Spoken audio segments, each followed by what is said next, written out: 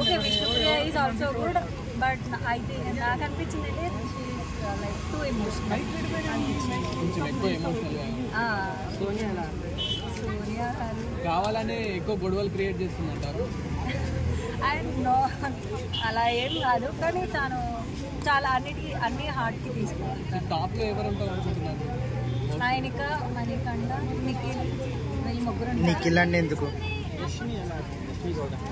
Okay పర్లేదు. శేఖర్ భాష is also పర్లేదు. కామెడీ ఎక్కువ క్రియేట్ చేస్తున్నాడు కదా. కామెడీ పరంగా ఈజ్ ఓకే. నిఖిల్ ఎలా ఆడుతున్నాడు? ఇంకా అంటే ఇప్పుడే స్టార్టింగ్ కదా, సో వాళ్ళ గురించి డిస్క్రైబ్ చేయాలన్నా. సోనియా ప్లస్ మన విష్ణుప్రియ గొడవ అయింది కదా, సింగిల్ కార్డ్ తీసారని పెద్ద ఇష్యూ అయింది. ఎవరిది కరెక్ట్? ఇద్దరు విష్ణుప్రియ రైట్ అనుకోవచ్చా? సోనియా